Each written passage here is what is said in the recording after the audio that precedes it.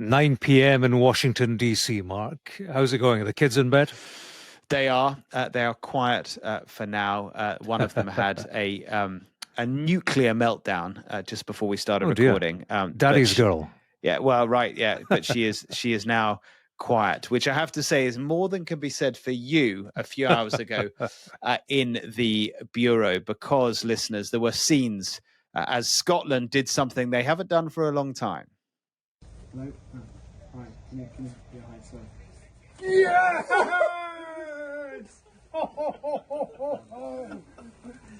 Oh, go. Amazing goal. Turn it up. You're beauty. 3-2. Oh, it's going to be 3. It'll be 3-all now. That was an amazing goal.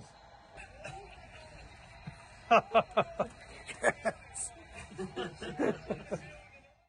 was. Yeah, scenes, limbs, Scotland. Actually, I actually covered them in the France 98 World Cup 27 years ago. And it looks, Mark, like, well, either you or I will be covering them next year here in the States. The World James, Cup. it's got to be you. Imagine. That's a no-brainer, no question. No question. I suppose I know the words to the songs. I'm Mark Stone. And I'm James Matthews. I've been on Capitol Hill all day in Congress, and I wasn't alone. Outside the shadow of the famous Capitol Dome, there gathered survivors of Jeffrey Epstein and his associates. They came to make their voices heard on the day that America's lawmakers were listening. Yeah, and up Pennsylvania Avenue at the White House, an altogether different day, a different moment. In the Oval Office, Donald Trump met Saudi's Crown Prince Mohammed bin Salman. We'll digest this latest Oval Office moment because it was a moment for sure, another one, the one where President Trump dismissed the murder and dismemberment of a journalist with the words, "Things happen." And in the lesser football story of the day, Cristiano Ronaldo is in town meeting Donald Trump. He's in the US after an 11-year absence. Why is he back? Now, James, before we come to the latest Oval Office moment, the arrival with some bells and whistles, it has to be said, for Mohammed bin Salman, MBS as he's known. What a day in Congress. Things moved at unlikely lightning speed, didn't they? They did, Mark, and, I was there. It felt like a landmark occasion for me, certainly for the people whose company I was in for an hour or so this morning. We'll get into the votes in the House and the Senate and the politics of it all, but outside the Capitol building, there was a news conference, 9 a.m., held by survivors of Jeffrey Epstein. And it was a reminder we all need, I think, of what this story is about. There were around a dozen present, maybe a few more. And what they did was they each held pictures of themselves at the age at which they fell into Epstein's clutches. And you're talking about 14-year-olds, 16-year-olds. And these images, beaming into the camera, full of life, the confidence, the trust of that age. And they stood before us as women now, from whom all of that was taken, and they were defiant, determined to pursue justice. And, you saw the effort to present publicly, speak at the lectern, to tell their story and to convey their experience, the utter loneliness and horror of it. Close your eyes, said one of them, Daniel Bensky. Think of a child close to you, she said, and picture giant looming wooden doors, overbearing marble landings, talking about the property of Jeffrey Epstein's house, of course. So this story, it's about politics, sure, but for them it's about much more than that. Let's hear from two of those present. First, Lisa Phillips and then Hilly Robson. What's the message today, do you think? It's going to be a powerful one. To the President of the United States of America, who is not here today, I want to send a clear message to you. I am traumatized. I am not stupid. Powerful words there, and their appearance outside Congress follows a video that was released, I think, a couple of days ago from some of those same survivors and others too, which was, well, I watched it and I was kind of blown away. I mean, it really brought home to you, because in the video as well, they're holding the pictures of them as children, and them, and then they're saying, I was a survivor. And all the rest of it. Incredibly powerful stuff. And for for anyone who sort of doesn't quite understand why this is still a story, why Epstein and the ghost of Epstein still seems to haunt so many people, whether they be victims or whether they be some people who were conspiring with Epstein. Well, that video and their appearances today really, really drove it home, I thought, and expressed or showed just why it's so important that anyone who knows something and is not coming forward does come forward to shed light on this dark, dark world. Yeah, they were upbeat today, Mark, in a way that perhaps they weren't when I saw them previously. They clearly have traction in this matter and, have accumulated this momentum. I tell you one question that uh, struck me, and actually they have been asking for many years, was why has it taken so long to get where we are? And those pictures of them as children, that brought that point home, I think. You're looking at 14, 16, 17-year-olds. Epstein's crimes were being reported in the early 2000s. Why has it taken so long to get here? So there was that sense of achievement, clearly, having got this far, but they want and need this to go much further. Yeah, so let's move on to the politics of what actually happened, because I guess it's worth reminding people that it was only a few days ago that the House wasn't expected necessarily to be having a vote. The Senate certainly wasn't going to have a vote. And the president, if it ever made it to his desk, was never going to sign it. And yet a number of extraordinary things happened. At the heart of it was President Trump's U-turn at the weekend that you and Martha discussed yesterday, which I think was kind of the cornerstone. That was the moment where he realized he was going to lose this anyway, so he may as well get on the right side of it. So he said, fine, have the vote. And then kind of everything fell into place, didn't it? And spool forward a few hours from the victims outside and their powerful statements. And we had the first of those long-awaited votes on the release of the Epstein files. It came to the House floor. The yeas are 427, the nays are 1. 2/3 being in the affirmative, the rules are suspended, the bill is passed, and without objection, the motion to reconsider is laid on the table. And the result, 427 votes in favor and just one vote against. We looked up who that was. Representative Clay Higgins of Louisiana. He's a rabble-rouser on the Hill. I've come across him a few times.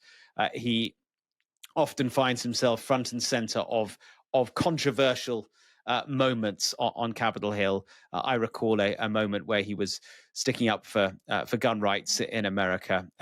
I looked up, incidentally, James, why he was the lone figure who decided to vote against this. I'll read you what he said. He posted on social media. I have been a principled no, he said, on this bill from the beginning.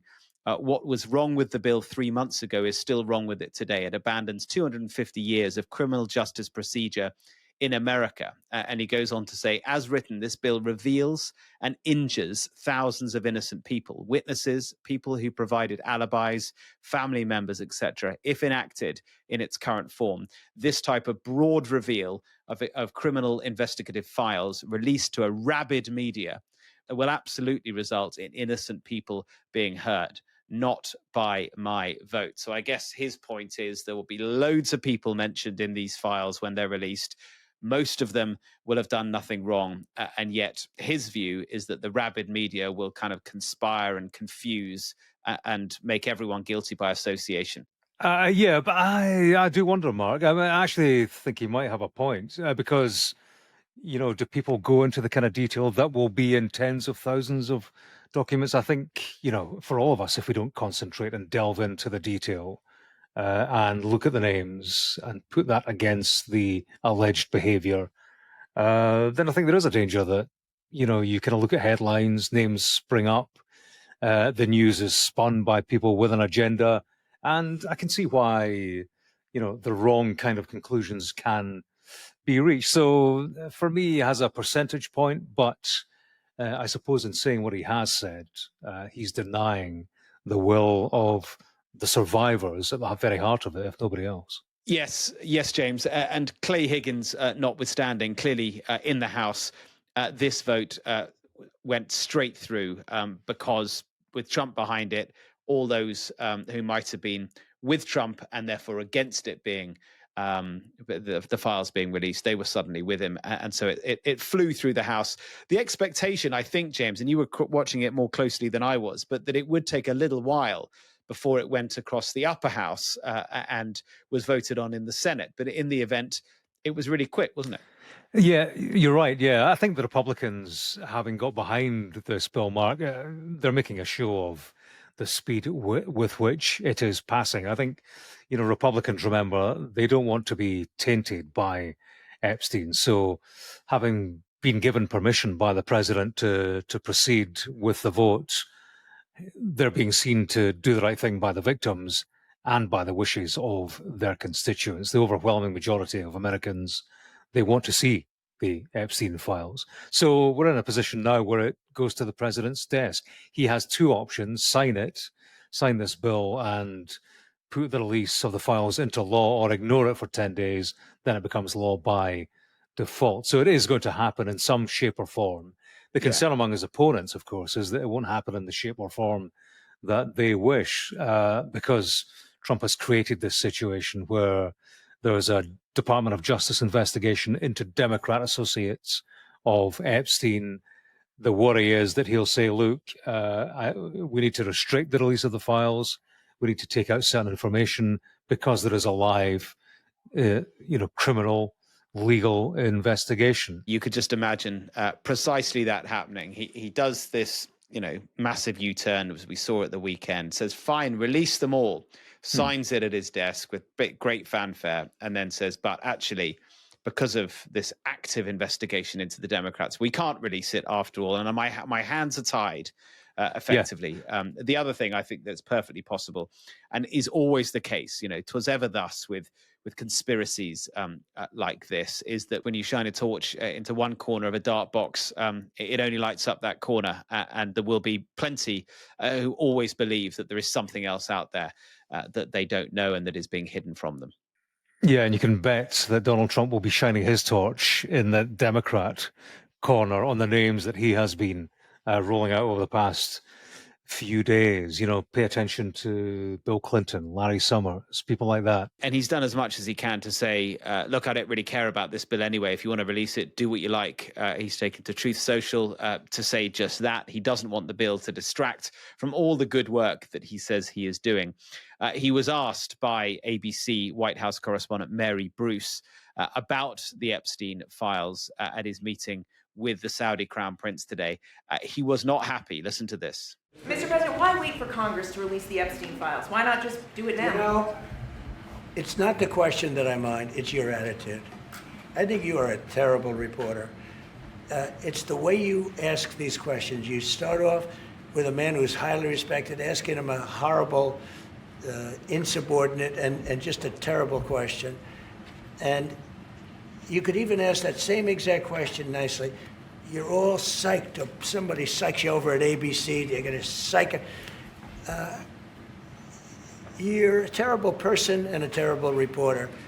As far as the Epstein files is, I have nothing to do with Jeffrey Epstein. I threw him out of my club many years ago because I thought he was a sick pervert. It's not the first time Trump has put the boot into reporters in the past few days. On Friday, he was on Air Force One when he said this to a female Bloomberg reporter.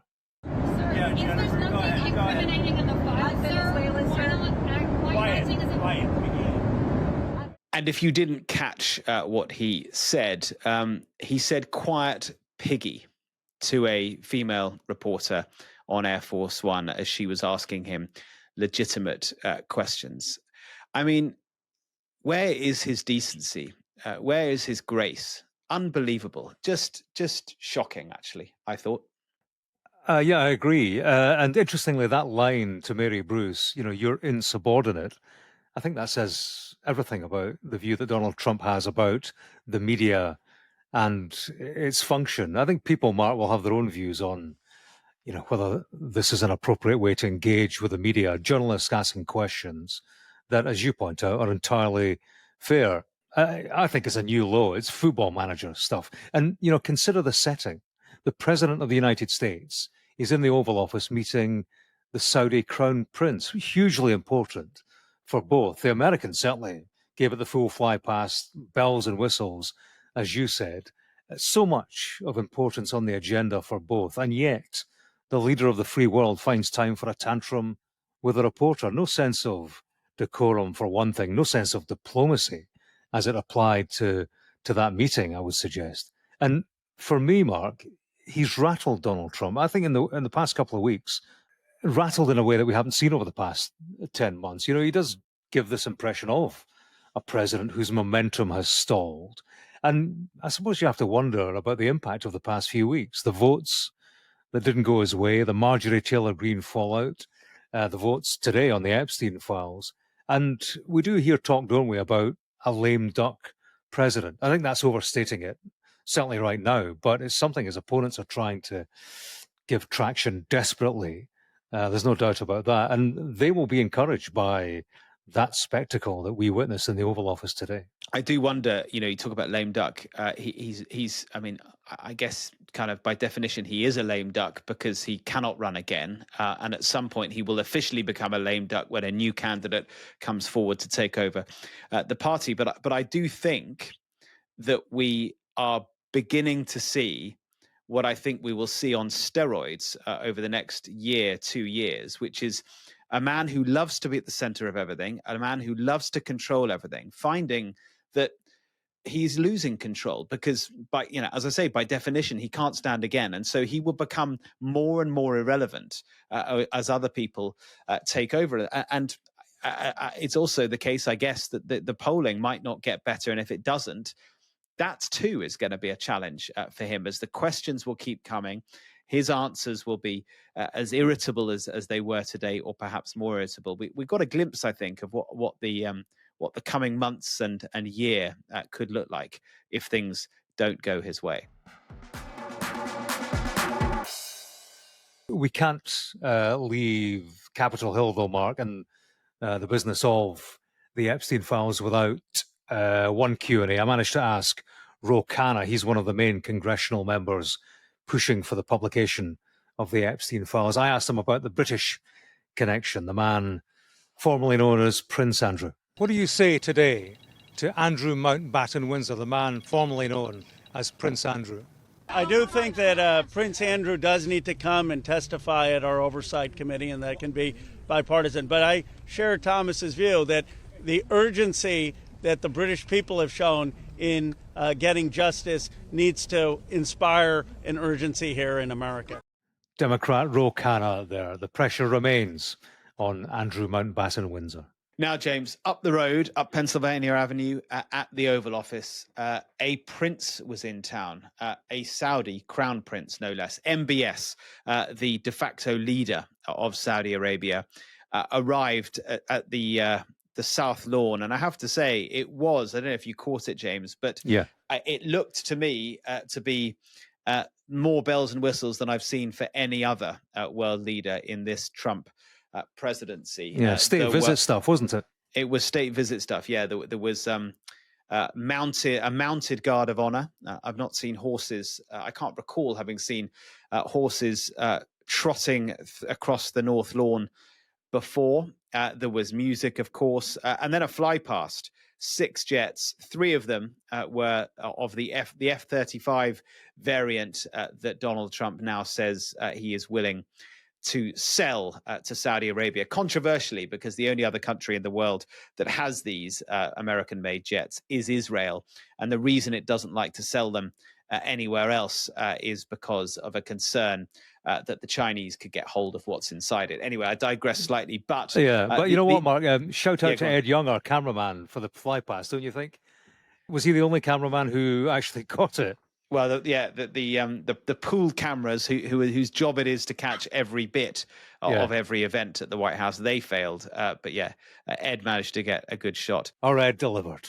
Yes, and the Jets passed, and then it was down to business. And of course, a key part of it, James, is defense, a defense pact that the Saudis want. They kind of want an umbrella to protect themselves from any regional wars. They saw that the Americans were willing to give the Qataris a defense pact only a few months ago. They want something similar, and in return, this wealthy Arab nation is willing to invest an awful lot of money into the United States. 600 billion, or is it a trillion? That's what they were discussing in the Oval Office. At least that's what they wanted to discuss, because remember, Donald Trump is under pressure. We talked about this a few weeks ago, under pressure from his base and even maybe from his vice president to stick to the home front. Why are you spending so much time on geopolitical issues? Well, this was an occasion where on the face of it, it looked like Donald Trump was busy fraternizing with a faraway prince, when actually his point is, we need Saudi money. We need them to invest here. And that is what they said they will do. So he wanted to talk about the money. And at the beginning of the news conference, I was struck that he was busy banging on about inflation coming down and all the rest of it. I think he's been given some messaging by his team. Focus on the money, because people are worried about affordability. Don't focus on geopolitical issues. So there was very little talk about the Abraham Accords or normalization with Israel, as maybe you'd think there would have been. There wasn't much. In fact, it was all about money, money, money. And what the other thing they did not want to talk about, James, was Jamal Khashoggi. Khashoggi was a Washington Post reporter, an author, who was a critic of the Saudi regime. His murder and dismemberment in 2018, it took place in the Saudi consulate in Turkey. I mean, it shocked the world. CIA intelligence pointed the finger at Mohammed bin Salman. They said that he had ordered the murder. In the years since, the Crown Prince, he was outcast, ostracized by much of the Western world. His relationship with Biden, that was frosty, but the United States-Saudi connection survived that. Biden placed sanctions on Saudi nationals, but not on bin Salman. Mary Bruce from ABC, well, she had another question inside the Oval Office, and she asked Donald Trump and asked Mohammed bin Salman as well about Khashoggi's murder. Trump wasn't happy. Your Royal Highness, the U.S. intelligence concluded that you orchestrated the brutal murder of a journalist. 9/11 families are furious that you are here in the Oval Office. Why should Americans trust you? And the same to you, Mr. President. Now, who are you with? I'm with ABC News, sir. You're with who? ABC News, sir. Fake news. ABC fake news. One of the But the worst. question is One of the legitimate, worst sir. in the business. But I'll answer your question. Thank you. As far as this gentleman is concerned, he's done a phenomenal job. You're mentioning somebody that was extremely controversial. A lot of people didn't like that gentleman that you're talking about. Whether you like him or didn't like him, things happen. But he knew nothing about it, and we can leave it at that. You don't have to embarrass our guest by asking a question like that. That casual dismissal from Donald Trump there, Mark, of the conclusions of his own country's intelligence, the CIA. I think you're asking a lot of your audience when you're sitting next to a man with blood on his hands, the blood of a Washington Post journalist, and actually making excuses for him. It does beg questions about that relationship, and I suppose will fuel further questions about Trump and his interests in Saudi Arabia, the money that has been channeled towards the Trump family from Saudi Arabia, and I think it will fuel questions in this country about who is the main beneficiary of this relationship with Saudi Arabia. Is it America at large, or is it actually Donald Trump and members of his family? Well, that's a key point, and that's I guess the point he needs to drive home is that and to prove to voters that it is the United States. I mean, it may well also be the case. Two things could be true.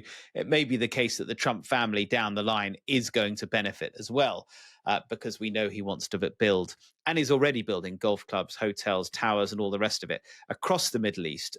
He's very keen on that. But his point is that these rich Gulf Arab nations are and will continue to invest big in the United States. And that is what makes America great again. That's his view. What I also thought we got from this moment, this Oval Office moment, was kind of a glimpse at just how awkward and complicated the Saudi-American relationship has always been. But actually how Trump, in a sort of weird way, makes it simpler because he doesn't really care. So what I mean by that is that Biden and Obama before him, and actually the Bushes as well, they were always conscious of the awkward human rights issues surrounding Saudi Arabia. And so while they wanted to be close to the Saudis, and in fact were, they were always hampered by the human rights issues that surround Saudi Arabia, that are so brutally sort of wrapped up in the murder of Jamal Khashoggi. Trump doesn't really care about that, and he said as much when we were in Saudi with him in the summer for his visit there. Yeah. He literally said, "Look, I don't care." I'm paraphrasing, but something like, "Gone are the days when we lecture you Arab nations on how to run your countries. I don't really care about that. What I want is investment, business, money." And so in that sense, what I thought we got today was just, it was very Trumpian. It was like, I don't really care about all this noise. Khashoggi, don't really know who he is, don't really care about it. I'm just here for the money. I do think it's unsatisfactory, Mark. You've got Trump talking about a journalist, Mr. Khashoggi, brutally murdered. And you've got him berating repeatedly reporters inside the Oval Office. I got a text from a journalist pal of mine back home, and he was wondering if the media, shouldn't just as a unit pull out in a kind of joint protest. The answer, of course, is no, because the media here, it's as divided as everything else is in politics. There is, of course, the necessity for access and the ability for us to question a man so important to all our lives, and that role cannot be abandoned to supporters and sycophants only, as much as Donald Trump might want it to be.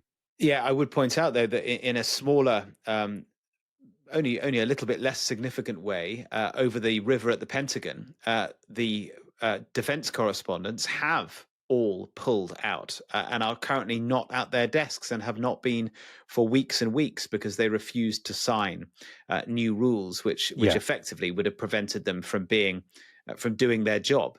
And so even the likes of Fox News decided to boycott their own positions as defense correspondents and have left the Pentagon, which is remarkable. Now, Mark, Cristiano Ronaldo's in town. Tell me this. Not more football chat, James. Oh, I'm afraid it is, old friend. Would he get a game for Swindon Town? I think so. Yes, I think he would set the county ground on fire. Who would you drop? That's the question. Oh, I don't know. Anyone you like. Anyway, he is in Washington, D.C. And, of course, he's in town to see Donald Trump. He's having dinner with him tonight. And Donald Trump spoke about his footballing friend earlier. My son is a big fan of Ronaldo, wherever Ronaldo is here. Ronaldo. And Barron got to meet him, and I think he respects his father a little bit more now, just the fact that I introduced you. So I just want to thank you both for being here. Thank you very much. Really an honor. Yeah, Ronaldo, of course, the captain now of the Saudi team, Al Nassr. So there is a Saudi link, which is why he finds himself in Washington, in the United States. I have to say, President Trump, he's soccer mad these days, isn't he? Football mad, soccer mad. He's very excited about the World Cup, although is now threatening that what you and Martha were talking about it yesterday, threatening that some of the matches can't happen maybe in democratic cities, which would be a bit of a show if that happens. But he is never far from FIFA president Gianni Infantino. I bet he's at that dinner tonight as well. The World Cup trophy is on show in the Oval Office. This is a man very excited about the World Cup, which will now, as we know, James, feature Scotland. It absolutely will, yeah. And, Mark, the World Cup needs its superstars. Football needs its superstars on these occasions. In terms of selling tickets to an American public who, remember, is kind of slightly switched off by soccer, as they call it. They will have missed the fact that Scotland qualified today. They missed the fact that Wales qualified to play in a playoff. Ireland playoff qualification a few days ago. You know, that kind of, that's meat and potatoes of the footballing world. It passes the Americans by. Ronaldo, they know. Messi, they know. So Trump, the businessman, and Infantino, they want Ronaldo and Messi, the top line stars here, because it sells tickets and it makes money, which, you know, in football these days is the bottom line, as we well know. Yeah, I mentioned, James, that Ronaldo's not been in the United States for a long time, 11 years, in fact. And there is controversy surrounding it. In 2017, the German newspaper Der Spiegel revealed that Ronaldo had paid more than $375,000 as hush money to a woman who had accused him of rape in the United States in 2009. There was a rape investigation, but the district attorney in 2019 decided not to pursue charges, and Ronaldo has always maintained that the sex was consensual. Many thanks for listening and for watching. Do send us your thoughts and questions at the usual place, Trump100 at sky.uk. Yeah, and barring any big breaking news, we will be back in your feeds on Friday. Bye-bye for now. All the best.